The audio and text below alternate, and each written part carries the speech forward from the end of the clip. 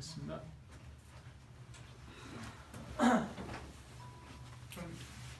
기도하고 시작하겠습니다.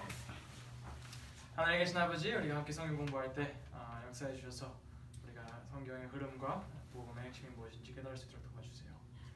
예수님의 이름으로 기도드렸습니다. 네, 와주셔서 감사합니다. 그리고 다들 문장로님만 빼고 다 두 번, 세 번 들으시는 거 아니에요? 근데 계획은요, 우리가 함께 네 번 만나는 거고요. 첫 번째는 우리가 성경 전체의 흐름을 볼 것이고, 그 다음에는 두 번째는 모세오경의 흐름을 볼 거예요. 그리고 그 다음에는 성경 전체에 가르쳐보는 패턴, 성경에 나오는 이제 패턴에 대해서 볼 거고요. 그리고 다 마지막에는 이제 우리가 율법을 지키는 법이 정확히 무엇인가 함께 볼 것입니다. 오늘은 성경을 이제 이렇게 보는데요. 우리 많은 경우에 사람들이 성경을 이제 읽으라고 권장을 할 때 주로 복음서를 권장합니다. 복음서 아니면 뭐 시편 이런 걸 권장합니다. 왜냐면 읽기가 쉬우니까요. 이야기들이고 뭐 시편인 경우에는 좀 이렇게 좀 동감대가 느껴지고 뭐 그런 것들이 있잖아요. 제가 아는 교수님도 이렇게 막 대학교 다닐 때 막 마약을 하고 막 술 마시고 집에 들어가면 잠이 안 온대요. 근데 딱 시편 딱 읽으면 갑자기 모든 게 가라앉으면서 잠을 잤다는 거예요. 그러니까 최고의 수면제였대요. 저도 그래요. 성경만 했던 들만 잠이 와요. 성경이 잠자는 약간 수면제. 그런데 이제 이게 우리 각자 성경에 관심이 갖게 되는 거는 달라요. 그렇죠? 어떤 분들은 계시록을 통해서 성경 관심이 생겨요. 어떤 사람들은 복음서, 어떤 지혜서 그런 경우를 통해서 관심이 생기는 거예요. 그러니까 성경에 들어오는 문은 다를 수가 있어요. 근데 우선 들어오면 거기서 머물면 안 돼요.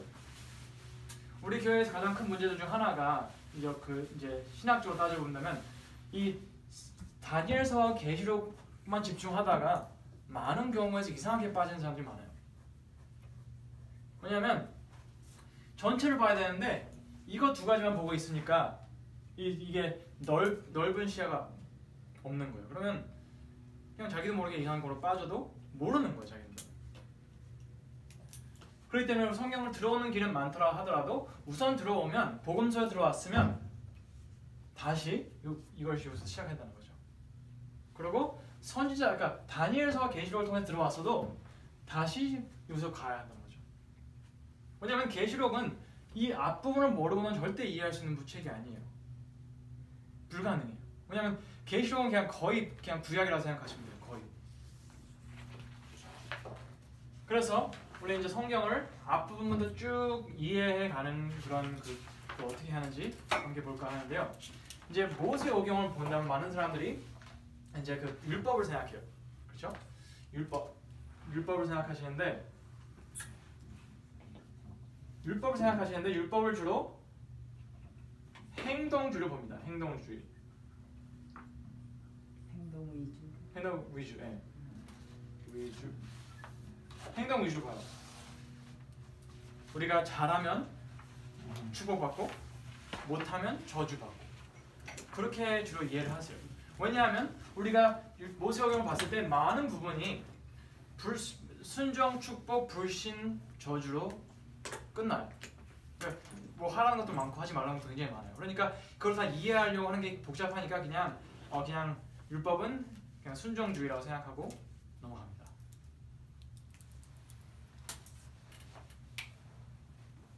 그래서 여기는 이제 율법을 볼 때 행동주의를 보고 우리는 말씀드린 것처럼 순종, 축복, 불순종, 지옥, 저주. 네, 뭐 예수 천당 불신 지옥 뭐 그런 식이죠. 네. 그 다음에 그걸 이제 그렇게 보고 역사책으로 넘어간다면 역사책은 이 모세오경 이 그림과 어떤 연관이 있을까요? 이 사람들이 순종을 하고 축복을 받았나요? 아니면 불순종하고 저주를 받았나요? 불순종은 많이 했죠. 네. 불순종하고 저주를 받습니다.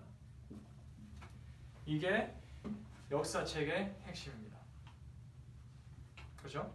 인간의 표준에서 인간의 모습 그 관점에서 봤을 때 그들은 모세오경에 순종하고 축복받는다는 걸 무시하고 불순종해도 저주를 받지 않을 거라는 생각으로 살다가 저주를 받는 모습을 보게 됩니다. 그렇죠? 그게 왜냐면 함께 보겠습니다. 사사기 마지막 장, 사사기 21장.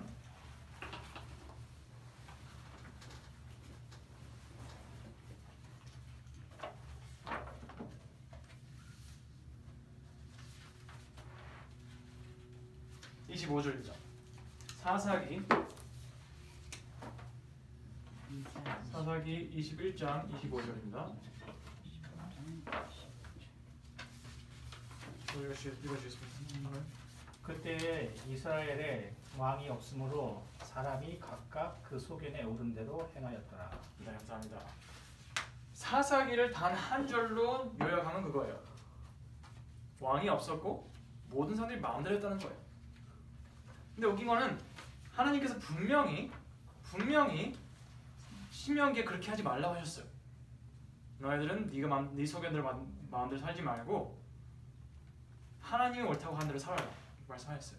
그리고 나중 가서 그 역사 역대하 열왕기상하 보면 계속 나오는 거는 왕이 죄를 졌다고 잘못했다고 그랬어요.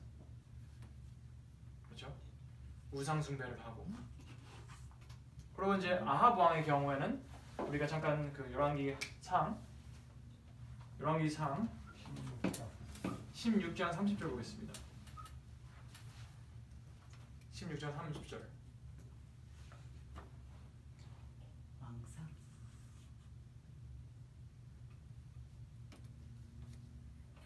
읽어주시겠습니다. 16 안 찾았어요. 30절. 네.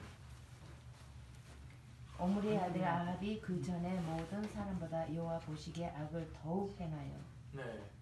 그러니까 근데 거기서 다른 왕들은 잘했는데 아합은 악했다가 아니에요. 다른 사람들은 다 악했고 하지만 거기다 한술 더 떠서 아합은 최악이었다는 거예요. 그게 어떻게 보면 역사책을 어떻게 보면 이렇게 보여주는 이 그림이에요. 그들은 순종하고 축복을 받는 것보다 하나님을 믿지 않고 불순종하다가 저주를 받는 모습을 보입니다. 그리고 역사 섹션 역사 부분의 마지막의 그림은 뭐냐면 그들이 바벨론의 포로로 잡혀갔다 돌아오는 걸로 끝이 납니다. 그러니까 여기 보면 이제 에스라, 느헤미야. 이 둘은 그러니까 최악의 그 저주를 경험하고 돌아오는 사람들을 이끌고 있는 사람들이에요. 에스라하고 느헤미야가. 그러면 역사책은 이 모세오경을 무시함으로 경험한 그림입니다. 그렇죠? 그 다음에 지혜책은 우리 많은 경우에 이제 막 뭐 시편을 얘기하면 누가 물어봤어요. 지혜책은 뭐라고 생각하냐? 그러니까 지혜책은 우리가 뭘 해야 되고 하지 말아야 되는지 말해준다는 거예요. 근데 그건 벌써 여기 있었어요. 모세오경에 벌써 그걸 했어요. 그렇죠? 해야 될 거 하지 말아야 될 거. 그러면 지혜책은 뭐냐? 우리가 살아가면서 지혜가 많은 분들, 어르신들 많이 보면 그분들은 주로 하지 말아야 할 걸 많이 경험하시고 내가 온 길을 따라오지 말라 하시는 분들이 대부분 지혜가 있으신 분들이잖아요. 그러니까 삶의 지혜는 아픔에서 경험한 것들이에요. 마찬가지로 지혜책은 이 역사책의 불순종으로 인한 저주를 경험하는 사람들이 써내는 한탄이에요. 그러면 지혜책은 인간의 한탄입니다.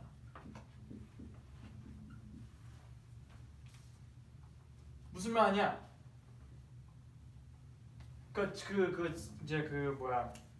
잠언서에서 계속 하는 말이 사람의 눈에는 좋게 보이는 길이 있더라도 그건 사망을 이르게 한다는 거예요. 그러면 제발 이걸 다시 하지 말고 제발 여기 돌아가라 이거예요. 순종하고 축복을 받아라.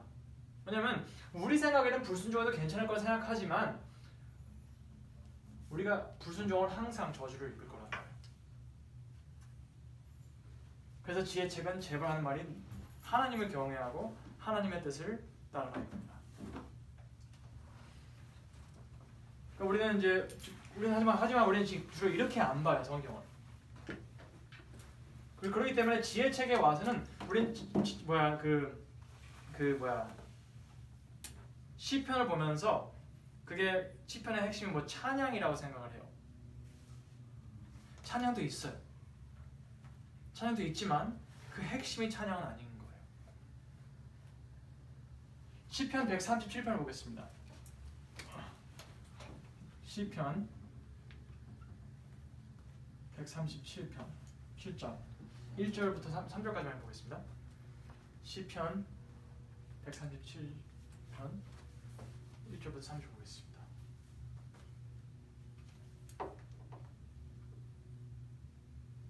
그 사람들이 어디 있죠 지금? 우리가 바벨론의 여러 강변 거기 앉아서 시온을 기억하며 울었도다. 그 중의 버드나무에 우리가 우리의 수금을 걸었나니 이는 우리를 사로잡은 자가 거기서 우리에게 노래를 청하며 우리를 황폐케 한 자가 기쁨을 청하고 자기들을 위하여 시온 노래 중 하나를 노래하라 함이로다. 최악의 상황에 있는 거예요. 그러니까 불순종으로 인한 저주를 경험하고 있는 사람들이 시편 137편을 쓴 거예요. 그들은 불순종을 했기에 바벨론에 잡혀왔다 이겁니다. 바벨론을 포로로 잡아온 사람들이 너네들이 노래를 잘한다고 들었는데 예루살렘에 대한 노래를 듣는다고 하는데 좀 들려달라 이거예요. 근데 그 사람들이 어떻게 그 노래를 부를 수 있냐 이거예요. 우리가 상황이 이런데.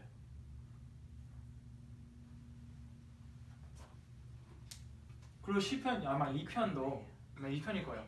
시편 2편이 그 다윗이 압살롬한테 도망가면서 쓴 게 아마 시편 2편일 거예요. 3편이든지 2편이 3편 모르겠는데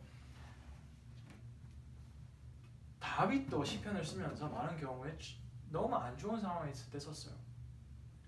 도망가면서 그리고 이제 각마다 그 시편을 읽어보면 다윗이 그런 말 할 때가 있어요. 하나님 제발 저 사람들 죽여주세요. 그러니까 오늘날 교회에서 그런 말 하면 안 돼요. 왜냐면 많은 경우 우리가 생각하는 신앙생활은 굉장히 깨끗해진 신앙생활이에요. 안식일 양복 잘 차려입고 깨끗하게 옷 입고 화장하고 최고의 모습만 보이려고 하는 게 우리 교회 생활이 되는 거예요. 근데 우리가 그 지혜책을 본다면 그런 모습은 없어요.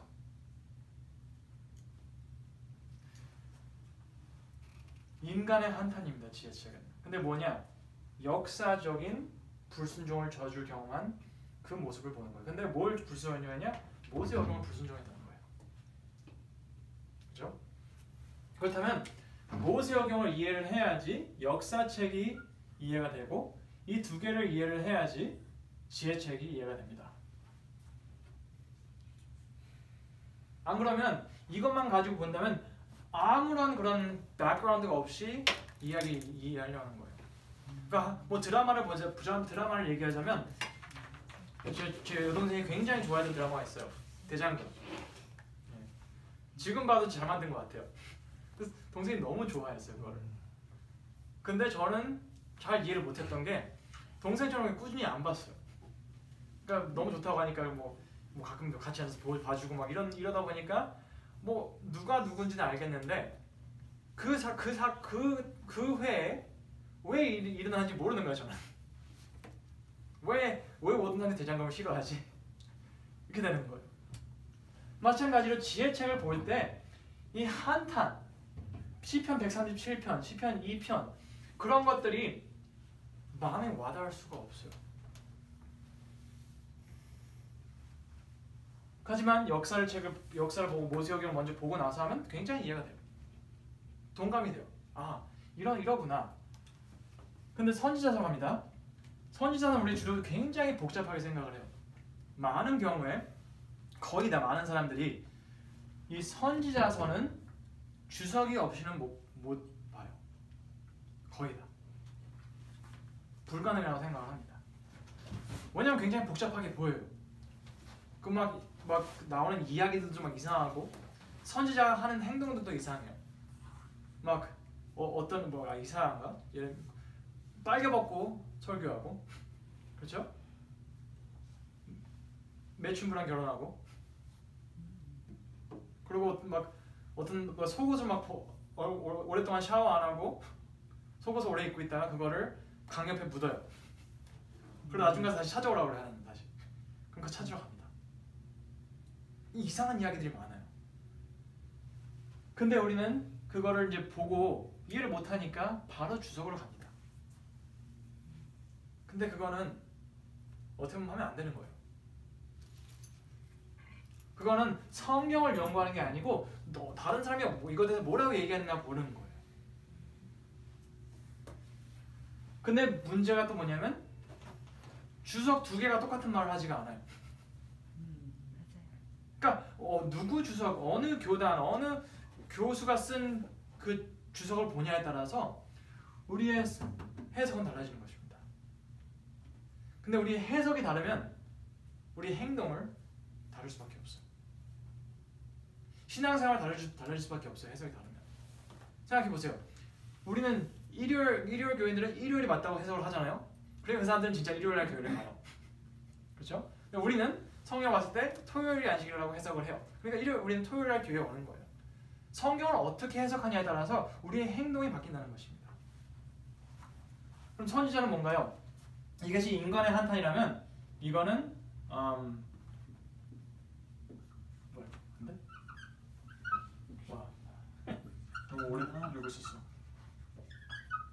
그거 하나밖에 없네. 하나님의 한탄입니다. 근데 하나님은 뭘 한탄하실까요? 그냥 기분이 안 좋으셔서가 아니에요. 무슨 네, 그들의 역사적인 불순종에 대해서 한탄하시는 거예요, 하나님이. 그렇기 때문에 우리가 선지자만 본다면 도저히 말이 안 되는 것을 우리가 모세오경을 보고 뭐를 말씀하셨어요? 순종하면 축복하고 불순종하면 저주를 준다고 했어요. 근데 역사책에서 그들이 완전 불순종해서 저주를 경험을 봤어요. 그리고 인간의 한탄, 너무 힘들다, 답답하다, 그거를 그러고 있는 거기다가 주시는 답이 하나님의 한탄인 거예요. 그러니까 인간의 한탄의 답의 선지자입니다.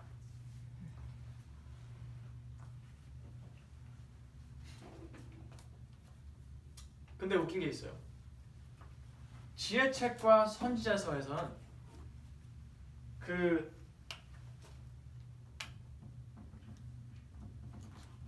이런 상황의 처방을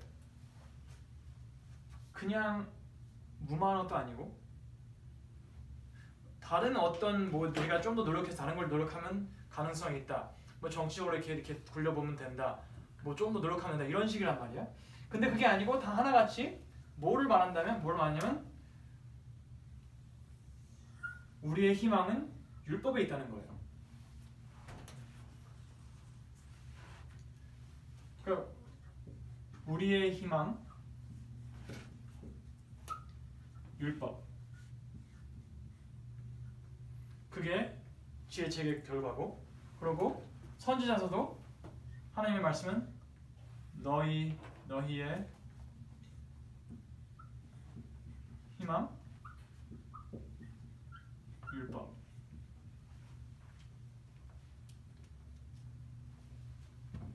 이게 동일하게 나옵니다.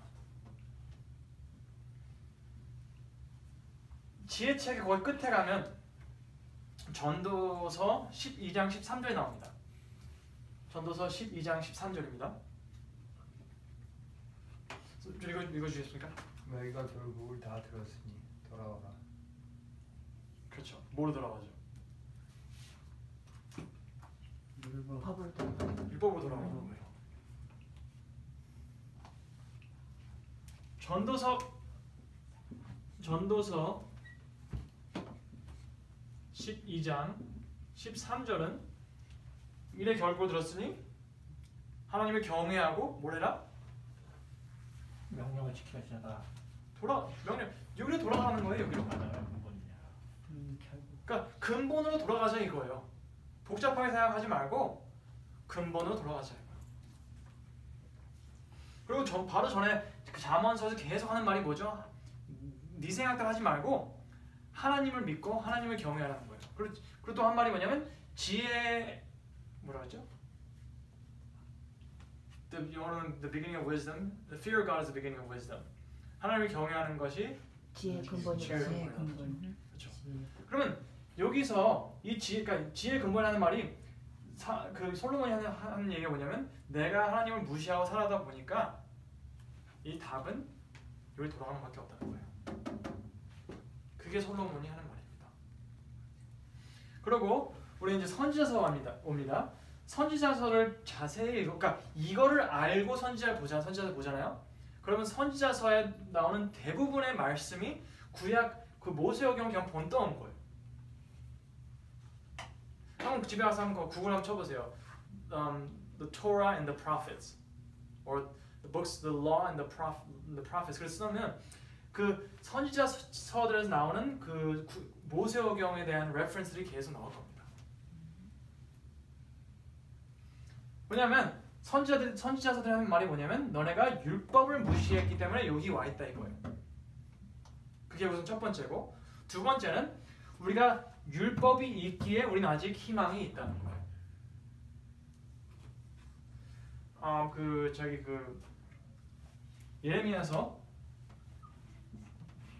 예레미야서 29장 10절부터 14절 보겠습니다. 저는 한번 읽어주겠습니다. 예레미야 29장 29년 10절부터. 나 여호와가 이같이 말하노라. 바벨론에서 70년이 차면 내가 너희를 권고하고 나의 선한 말을 너희에게 실행하여 너희를 이곳으로 돌아오게 하리라. 나 여호와가 말하노라. 너희를 향한 나의 생각은 내가 안하니 재앙이 아니라 곧 평안이요 너희 장래에 소망을 주려 하는 생각이라. 너희는 내게 부르짖으며 와서 내게 기도하면 내가 너희를 들을 것이요 너희가 전심으로 나를 찾고 찾으면 나를 만나리라. 네, 감사합니다. 예레미야 29장 10절 14절은 바벨론에 있는 사람들한테 하면 안 되는 말이에요. 그들은 하나님의 사랑을 받을 권리가 없는 사람들입니다. 하나님의 사랑과 그런 약속, 용서와 그런 받을 권리가 없어요. 하지만 예레미야는 아주 당당히 우리에겐 희망이 있다 얘기를 해요. 근데 우리가 만약 이걸 읽었을 때 모세오경 알고 읽었다면 우리가 확신할 수 있는 거는 예레미야 29장 10절부터 14절은 여기 신명기 30장 1절부터 5절 바로 본떠으로 알 수 있습니다. 신명기 30장 1절부터 5절 읽어주시겠습니까? 신명기 30장 1절부터 5절입니다. 내가 네게 진술한 모든 복과 저주가 네게 임함으로 네가 네 하나님 여호와께 쫓겨간 모든 나라 가운데서 이 일이 마음에서 생각이 나거든 너와 네 자손이 네 하나님 여호와께로 돌아와 내가 오늘날 네게 명한 것을 온전히 따라서 마음을 다하고 성품을 다하여 여호와의 말씀을 순종하면 내 하나님 여호와께서 마음을 돌이키시고 너를 긍휼히 여기사 내 포로를 돌리시되 내 하나님 여호와께서 너를 흩으신 그 모든 백성 중에서 너를 모으시리니 너의 쫓겨간 자들이 하늘가에 있을지라도 내 하나님 여호와께서 거기서 너를 모으실 것이며 거기서부터 너를 이끄실 것이라. 내 하나님 여호와께서 너를 네 열조가 얻은 땅으로 돌아오게 하사 너로 다시 그것을 얻게 하실 것이며 여호와께서 또 네게 선을 행하사 너로 내 열조보다 더 번성케 하실 것이며. 아멘. 감사합니다. 신명기 3장 1절부터 5절이 딱 똑같은 말이에요. 영어로는 to give you a hope and a future. 그러니까 분명히 그 30장 1절부터 5절 끝날 때 하는 말이 네 열조보다 더 좋은 미래를 줄 거라는 거예요. 근데 그 약속이 뭐죠? 만약 그러니까 하나님께서 하신 말씀이 널 순종하면 축복받고 불순종하면 저주를 받을 건데 저주를 받았을 때 그때 내가 한 이 약속을 기억한다면 내가 너를 데려오겠다 이거예요. 그러니까 예레미야 29장 10절부터 14절은 이거를 기억하게 도와주는 사람이 있던 거예요. 이해되시나요? 그러니까 문제는 우리가 신앙생활 하면 살아가면서 문제는 우리가 순종했냐 불순종했냐도 중요해요. 그렇죠? 중요해요. 순종하는 게 좋죠. 그렇죠? 근데 진짜 중요한 것은 불순종하고 우리가 저주를 받은 상황에서도 이거를 기억할 수 있냐 이겁니다.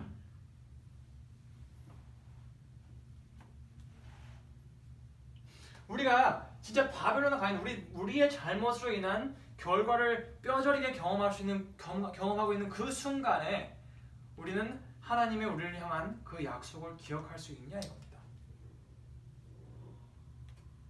저번에 말씀드렸지만 저는 저런 젊은이들이 교회를 떠나는 것에 대해서 큰 걱정을 하지 않습니다. 떠날 수도 있고 돌아올 수도 있는 거니까요. 그건 자기의 선택이니까. 왜냐면 저희 교회는 카톨릭 교회가 아니에요. 그렇죠? 교황청이 아니라서 막 꼭 오라고 막 안 오면 죽이겠다 할 수가 없어요. 해도 안 되고. 근데 문제는 떠나는 거 불순종하고 안 좋은 걸 경험하는 건 개인의 선택이에요. 근데 문제는 이 아이들이 나가서 외롭고 아프고 힘들 때 이거를 기억할 거냐 이겁니다. 그리고 그런 저주받고 이 다 한탄하고 있는 그 아이들에게 우리는 희망을 주는 말을 합니까? 아니면 정죄하는 말을 합니까? 너네 왜 교회 안 와? 이겁니까? 아니면 잘 지내니? 이겁니까?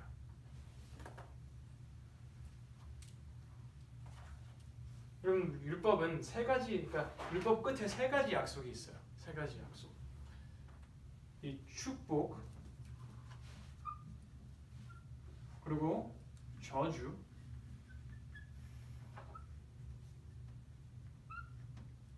용서입니다. 축복, 저주, 용서와 세 가지 약속이 있어요. 끝에.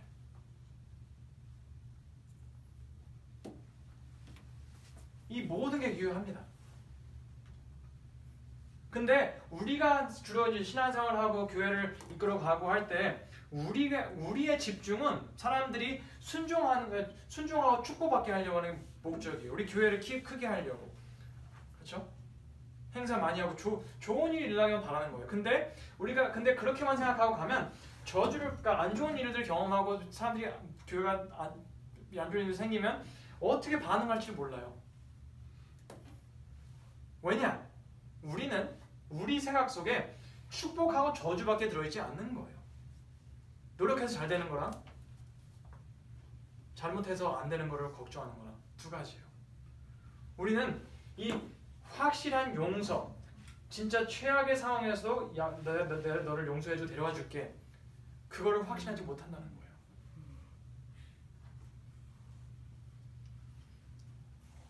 우리가 모세오경을 제대로 이해하잖아요. 그러면 역사책이 이해가 됩니다. 그리고 두 가지가 이해가 되면 지혜책은 당연히 이해가 됩니다. 그 다음에 이게 되면, 이 세 가지가 되면 이게 어떻게 이 모든 것의 답인지 알 수가 있어요.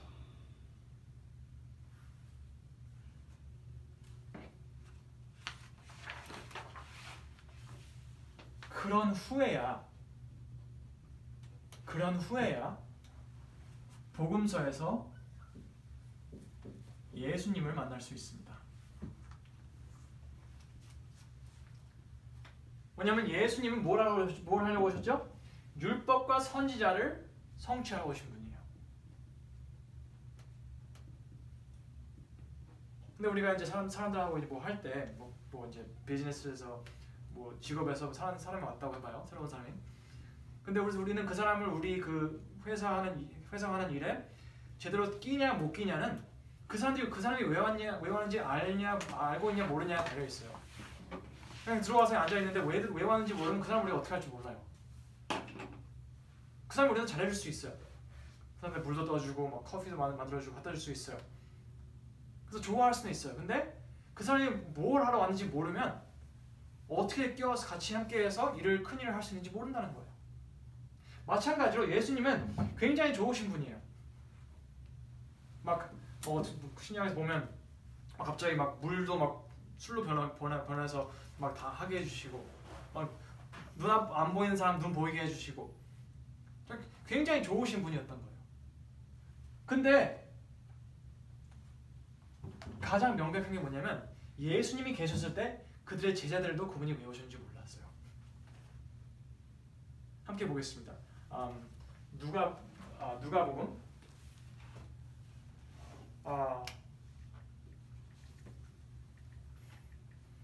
요한복음 14장 9절입니다. 요한복음 14장 9절 읽어주시겠습니까? 예수께서 가라사대 빌립아 내가 이렇게 오래 너희와 함께 있으되 네가 나를 알지 못하느냐? 나를 본 자는 아버지를 보았거늘 어찌하여 아버지를 보이라 하느냐?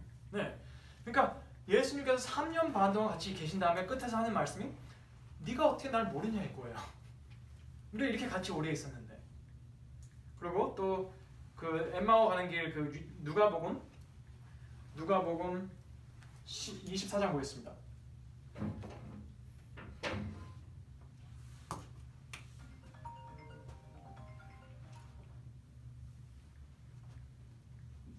누가복음 24장입니다. 24장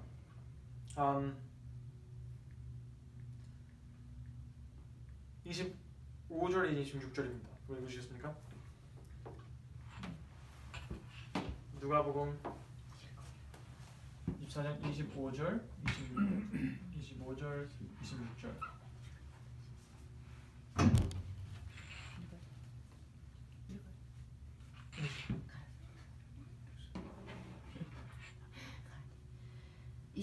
네, 25절. 가라사대 미련하고 선지자들의 말한 모든 것을 마음에 더듬 믿는 자들이여 26절. 그리스도가 이런 고난을 받고 자기의 영광에 들어가야 할 것이 아니냐 하시고. 네, 감사합니다. 돌아가시고 나서 나오셨는데 처음에 하신다는 말씀이 너희들은 어떻게 그렇게 날 몰랐냐 이거예요. 그게 물어보시는 거예요. 어떻게 날 이렇게 몰랐냐. 그러고 나서 하시는 게 27절 보겠습니다. 장님 읽어주시겠습니다. 27절. 이에 모세와 및 모든 선지자의 글로 시작하여 모든 성경에 쓴 바 자기에 관한 것을 자세히 설명하시니라. 네. 예수님께서 3년 반 동안 같이 붙이는 사람들한테 해주시는 게 이거예요. 방금 제가 해드린 거. 이거를 해야지 나서 그 사람들이 이게 진짜 예수님 이분이셨구나 깨닫고 늦은 성경 받고 세상을 뒤집어 엎습니다.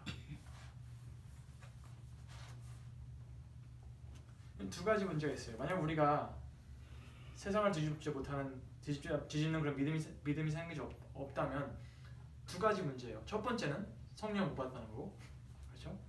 근데 성령 받기 전에 우리는 예수님이 누군지 먼저 알고 건너가야 한다는 거예요. 왜냐면 이 사도행전이 있기 전에 복음서가 있었어요. 그리고 복음서가 전에 다 있었고, 그러면 이거를 알아야지 예수님을 appreciate 하는 거고, 예수님을 제대로 appreciate 해야지 예수님의 이름으로 성령을 구하는 거예요.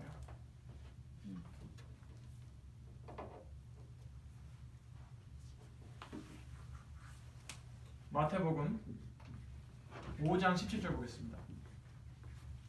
마태복음 5장 17절입니다. 마태복음 5장 17절 읽어주시겠습니까?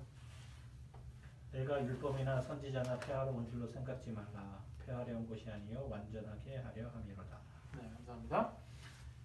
거기서 영어로는 이제 fulfilled, right? fulfilled. 성취하고 오셨다. 완전하게 오셨다.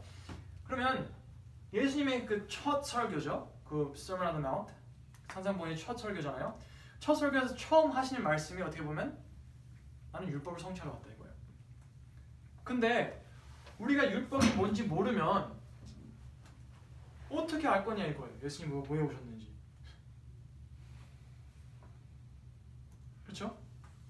근데 예수님 어떻게 이제 두 가지 방법으로 율법을 성취하셨는데 저는 두 번째는 제가 다음 주 금요일 날 설명해 드리겠습니다. 우선 첫 번째는 이 예수님께서는 모든 축복을 주시는 분이에요. 예수님 통해서.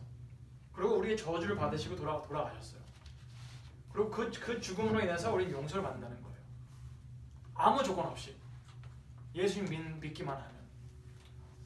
근데 그게 뭐였냐면 여기서 역사책 이 선지자서 이 경험 속에서 그들의 죄로 인해서 잡혀가 있는 상황에서 그저 믿기만 하면 구원해 주시라 그 약속을 똑같이 성취하신 게 예수님이라는 거예요. 구약에서 율법이 없었으면 용서는 없습니다. 불가능해요. 근데 예수님께서 역사책에서 계속해서 그들을 용서하시고 다시 데려오실 수 있었던 이유는 약속하셨기 때문이에요. 여기서 구원은 100% 약속을 믿는 사람들한테 오는 것입니다. 뭐냐? 나는 아무런 권리가 없어. 집에 돌아갈 권리가 없어. 왜냐? 내가 잘못해서 쫓겨났잖아. 하지만 그런 나에게도 용서를 해주실 거라 약속하신 이 그림을 완벽하게 성취하러 오신 분이 예수님이라는 것입니다.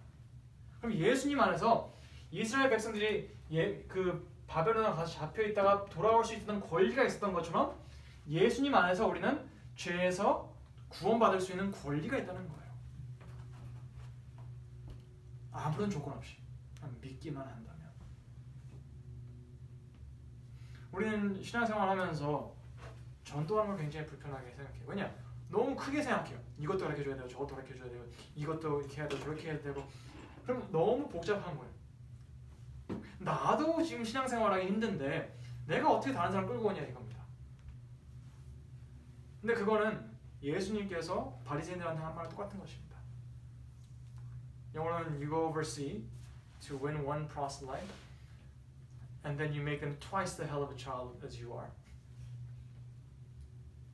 그러니까 우리는 그 사람을 어떻게 하면 좋은 안식일 교회를 만들까 그것만 집중하고 있는 거예요. 근데 우리 생각에 좋은 안식일 교회 되려면 할 게 굉장히 많아요.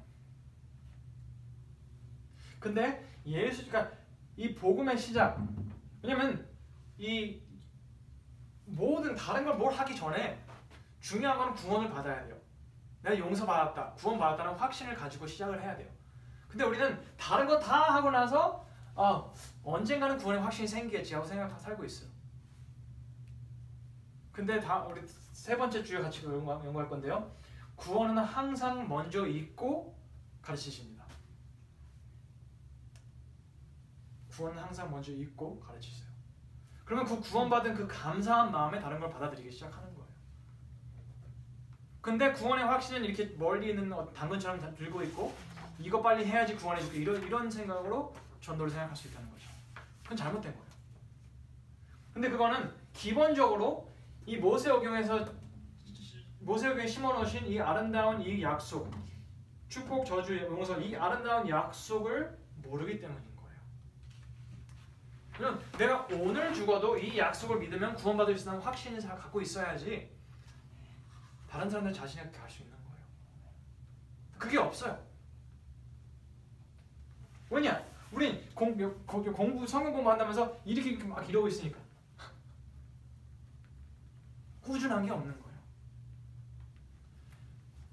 그러고 나서 이제 역사책이 옵니다. 이제 사도행전에 오죠. 사도행전에 근데 계속 나오는 말씀이 뭐냐면 그들이 구약을 가지고 전도를 했다는 거예요.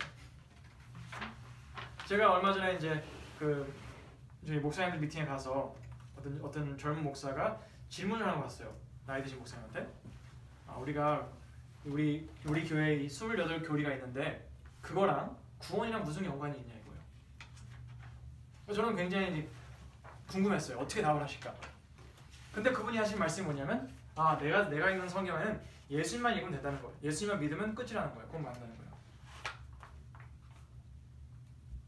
근데 만약 그렇게 생각을 한다면 우리 요한복음 3장 16장만 있으면 돼요. 성경 다 필요 없어요. 이거 다 waste of paper예요. waste of paper. 근데 이걸 다 주신 이유는 이걸 통해서 예수님을 어떻게 믿는 게 올바른 건지 보여주신다는 거죠. 그러면 28교리는 우리가 제대로 된 예수님 섬기고 있냐 그걸 보여주는 거죠. 근데 그 예를 드신 게 뭐냐면 그 사도행전 8장을 보겠습니다. 사도행전 8장.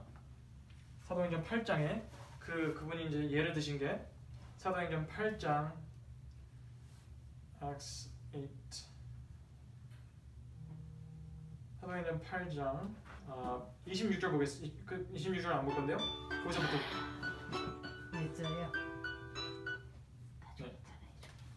거기서 이제 그 26절 보면 그 26절부터 나오는 이야기가 빌립과 그 에티오피안 넷이 그렇죠? 네. 만나는 경우를 하잖아요. 그래서 이제 그 목사님이 그걸 든 이해가 뭐냐면 여기서 보면 여기서 34절, 35절 이거 읽어주시겠습니까? 8장 35절입니다.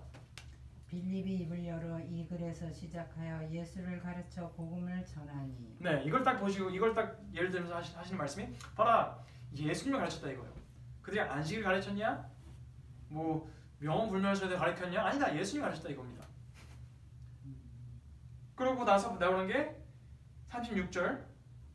And they traveled along the road. They came to some water, and the eunuch said, "Look, here is water. What can stand in the way of my being baptized?" 그러니까 이 이야기를 이렇게 예를 드시면서 하신 말씀, 어떻게 보면 이렇게 하시는 그 아이디어가 뭐냐면 그냥 어떤 랜덤 사람, 그러니까 그냥 아무나 그냥 들어와서 설교 한번 듣고 너 침례 받을래 그런 거랑 똑같다는 거예요. 그게 아니죠. 왜냐? 우리가 그 전에 전 구절들 보겠습니다.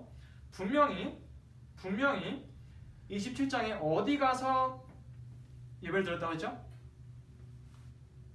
27장. 예루살렘에 갔다 했어요. 저기 멀리 이티오피아에서 예루살렘까지 예배드리러 오는 사람은 그냥 아무나가 아니에요. 이 사람은 모세오경을 알고 있는 사람이었어요. 모세오경을 알았기에 1년에 3번 예루살렘에서 예배드려야 되는 걸 알았던 사람이에요. 그러고 나서 그가 28절에 뭐를 읽고 있었죠? 이사야를 읽고 있었습니다. 그럼 예수님께서 엠마오로 가는 길에 모세로부터 선지자까지 가지고 설명하시다는 거예요. 그러면 이 에티오피안 유넥 이 사람의 내시는 모세오경을 알고 선지자도 알고 있던 사람이었던 것입니다. 그러니까 그 사람이 필요했던 거는 다른 게 아니고 이 예수님이라는 사람이 모세와 선지자 모든 것을 성취하셨다는 것만 알기만 하는 되는 거였어요. 그러면 침례받아도 돼요. 그러면 이 역사 쪽에서 이 사람이 예수님을 전했다 하는 것은 분명히 이사야서를 가지고 가르쳤다고 했어요. 그렇죠? 25절 26절인가? 25절 이사야서 선지자서를 가지고 가르쳤다는 거예요. 벌써 모세오경 아는 사람한테.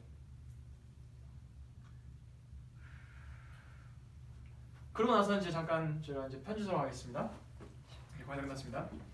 편지서에 우리는 편지서를 볼 때 굉장히 뭐랄까 많은 경우 사람들이 이게 그때 시대의 문화에 물들여진 그런 책들이라고 하는 사람들이 많아요. 그렇기 때문에 그러면 바울의 시대에서 제일 잘 아는 사람이 신약을 제일 잘 알 수밖에 없는 상황이 되는 거예요. 근데 그런 걸 알려면 우리 신학교로 가야 돼요. 근데 우리 다 신학교 갈 시간이 없어요. 그렇죠? 그러면 우리가 이걸 알려면 그렇게 만들어 놓지 않으셨던 그런 거죠. 하나님께서 딱딱딱딱 알고 가잖아요. 그럼 편지서 가서 편지서에서 나오는 단 한 가지의 메시지가 보입니다. 그 메시지가 뭐냐면 구약을 읽어라.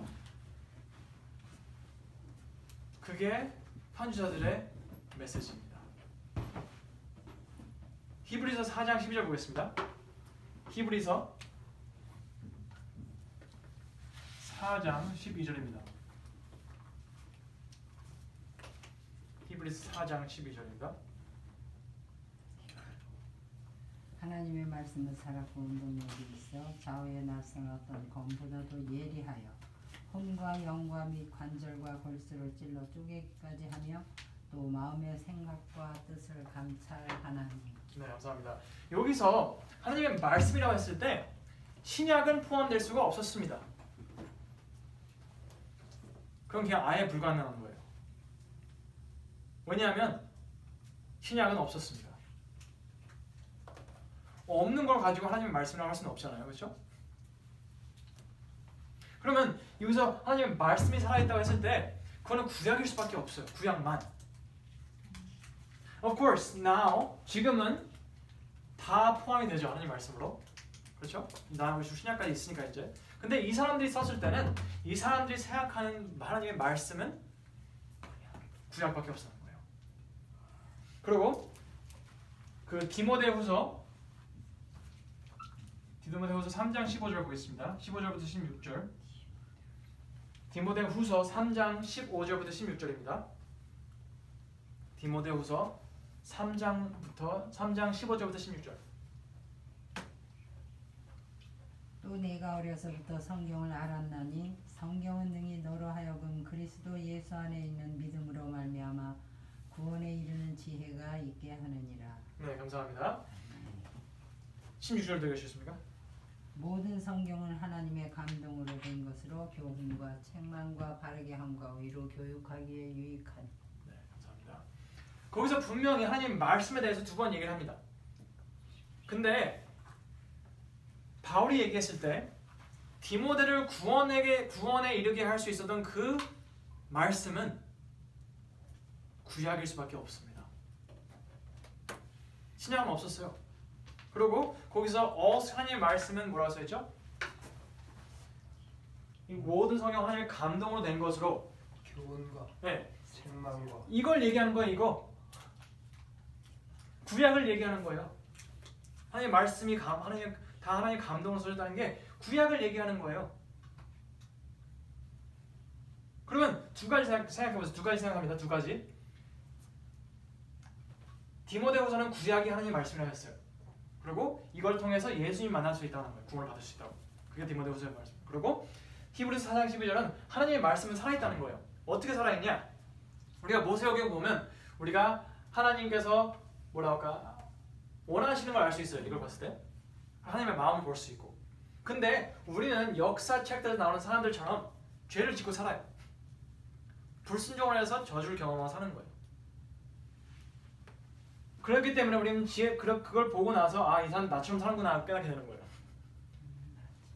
그러고 나서 여기 와서는 이들과 함께 한탄을 하는 거예요. 너무 힘들다 이거예요.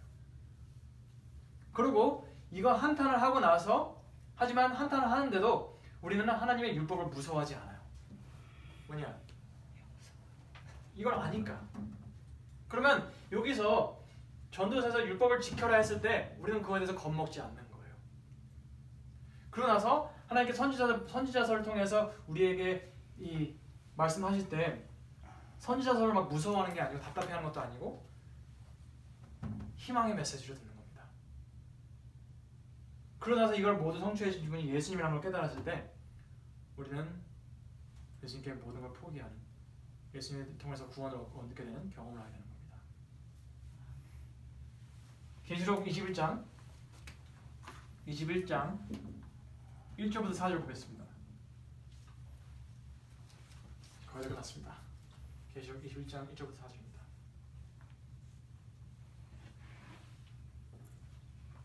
또 내가 새 하늘과 새 땅을 보니 처음 하늘과 처음 땅이 없어졌고 바다도 다시 있지 않더라.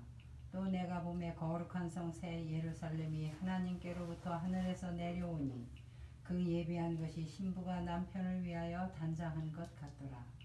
내가 들으니 보좌에서 큰 음성이 나서 가로되 보라, 하나님의 장막이 사람들과 함께 있음에 하나님이 저희와 함께 거하시리니 저희는 하나님의 백성이 되고 하나님은 친히 저희와 함께 계셔서 모든 눈물을 그 눈에서 씻기심에 다시 사망이 없고 애통하는 것이나 곡하는 것이나 아픈 것이 다시 있지 아니하리니 처음 것들이 다 지나갔음이로라. 네, 감사합니다. 네. 계시록 21장 1절부터 4절에 우리는 아주 아름다운 그림을 보게 됩니다. 이게 무엇이냐면 이 모세 오경의 꿈이 이루어지는 것입니다. 모세 오경의 꿈은 하나님과 우리와 함께 되는 거예요. 그렇죠? 함께 되는 거. 근데 이 죄라는 문제, 역사적에서 나온 죄라는 문제 때문에 하나님과 우리가 거리가 생긴 거예요.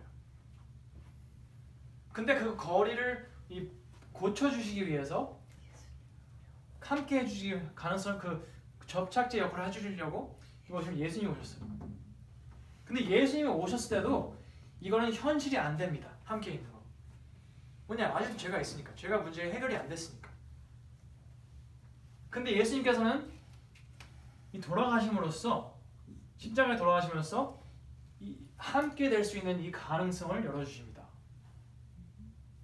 그리고 우리는 그러면 모세 오경의 약속을 알고 그리고 예수님을 믿고 그리고 이 주신 이 가능성이 가능성의 확신이죠. 가능성이 아니라 십자가의 확신을 가지고 살아간다면 우리는 마지막에 율법의 꿈의 성취를 완벽함을 보게 되는 거죠.